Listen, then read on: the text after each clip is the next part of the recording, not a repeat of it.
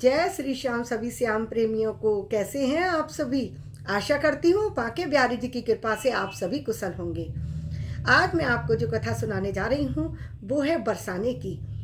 सत्य घटना पर आधारित है ये और बहुत ही सुंदर है कथा कि राधा रानी ने एक महिला पर कैसे कृपा करी, कैसे उसकी खाली झोली भर दी।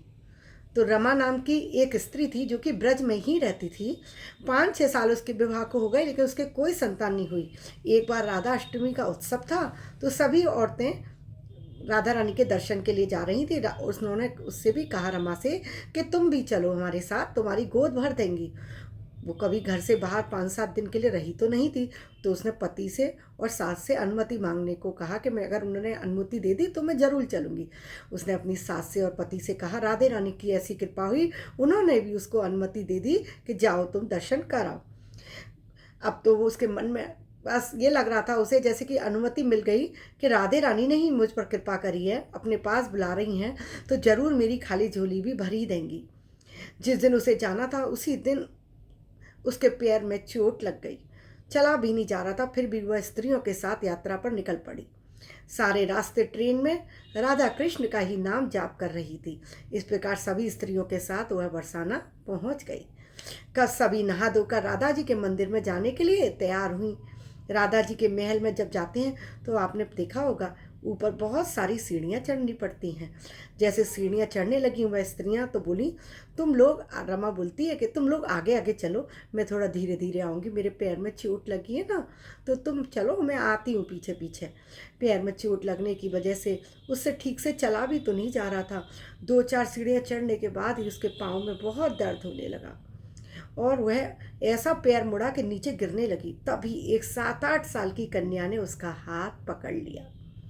रमा बोली, बेटी अगर आज तुम ना होती तो मैं तो नीचे ही गिर जाती सीढ़ियों से। वह बोली, मैया ऐसे कैसे गिरने देती तुम्हें? कन्या बोली, मैया ऐसे कैसे गिरने देती तुम्हें? रमा ने पूछा, बेटी तुम्हारा नाम क्या है? वह बोली, लाडो नाम है मेरा, लाडो, यहीं पास में रहती हूँ।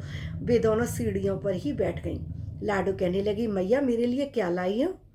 ना कोई जान ना कोई पहचान, और लाडो ऐसे बात कर रही है जैसे कि पुरानी जान पहचान हो, पुराना सब कुछ जानती हो। और रमा ने कहा, लाडो मैं कल तुम्हारे लिए लेकर आऊँगी, तुम्हें क्या पसंद है? लाडो बोलती है, मुझे नथनी, गले का हार, कान के कुंडल, चूड़ियाँ, मेहंदी, घाघरा चोली सब चाहिए।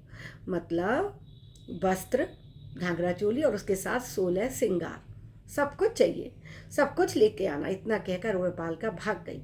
जैसे तैसे रमा भी मंदिर में दर्शन करके लौट आई। आकर सोचने लगी उस बालिका के बारे में और बाजार से उसने गले का हार, चूड़ियाँ उसके लिए लाई। अगले दिन वही जहाँ मिले थे वह लाडो का इंतजार करने लगी। चूड़ियाँ और गले का हार जैसे ही उसे दिया, वह बोली, बस इतनी सी ही, और चीज़ें नहीं लाई, और मुंह फुलाकर बैठ गई। अब मेरे से बात ही मत करो, मैंने तो तुम्हें कितनी सारी चीज़ें बताई थी और तुम बस इतनी सी ही लेके आई हो, मेरे से बात नहीं करो। गुस्सा हो गई वो लाडो रानी।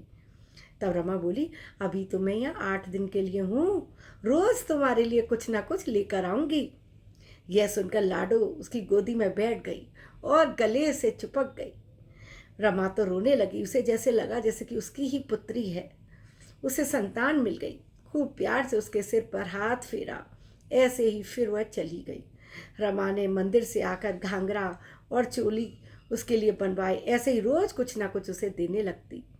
एक दिन रमा कहती है, अब ये सारी चीज़ें मुझे पहन कर भी तो दिखाओ कैसी लगती है। लाडो बोली, कल राधा अष्टमी है, कल पहनूंगी, ठीक है, कल राधा अष्टमी है ना, कल पहनूंगी। इस बार लाडो के साथ एक लड़का भी था। उसे देखकर रमा ने कहा, आज पता नहीं मेरे मन में क्या आया, मैंने एक धोती और मुकुट मोर वाला लिया है, क्या मैं इसे दे दूँ? रमा बोली, तुम्हारे साथ जो लड़का है, क्या मैं इसको धोती कुर्ता और एक मोर पंख लाई हूँ वो दे दूँ? लाडो बोली, ये कनुआ है, मेरे साथ ही रहता है, तो हाँ तुम इसे दे दो। ऐसा कहकर वे दोनों सामान लेकर चले गए। अगले दिन राधाष्टमी थी। जब रमा सीढ़ियों पर गई, वहाँ उसे आज कोई ना मिला। बहुत इंतज़ार के बाद भी जब वह मंदिर में पहुंची तो वहाँ बहुत भीड़ थी। कीर्तन और नृत्य चल रहा था। इसी किसी भी तरह भीड़ को चीरती हुए आगे पहुंचती है माता रानी के दर्शन को, लाडली जी सरकार के दर्शन के लिए। वहाँ देखा तो राधा जी को और ठाकुर जी को दर्शन करती है। वहीं सामान सब लेकर आई थी, वो उन्होंने धारण किया हुआ है। रमा कहती है, ये तो सारा सामान मैंने उस लाडो को दिया था, ये सारा सामान राधा रानी ने पहना हुआ है। वह पत्थर सी हो गई, आंखों से अश्रु धारा बह निकले। बात समझते देर न लगी कि वह लाडो राधा ही रानी ही थी और कनुआ कान्हा था, मेरा कृष्णा था। स्वयं जागत के पालनहार उसके पास आते हैं। राधा रानी मेरी गोदी में बैठती है और उसे मात्र सुख प्रदान करती है। वह तो जैसे बाबरी हो गई, दिन रात लाडो लाडो कहती रहती, पुकारती रहती। वह स्त्रियां बोली, तुम लोग घर में जाओ, मैं नहीं जाऊंगी। उसके सास और पति भी उसे लेने आए, पर वह साथ नहीं गई।